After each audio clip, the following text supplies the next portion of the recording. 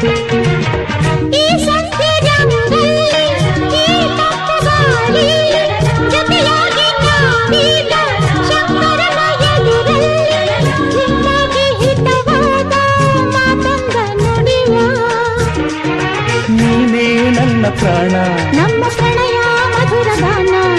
ನೀನೇ ನನ್ನ ಪ್ರಾಣ ನಮ್ಮ ಪ್ರಣಯ ಮಧುರ ಗಾನ ನಿನ್ನ ಬಿಡಲಾರೆ ನಾನೆಂದಿರು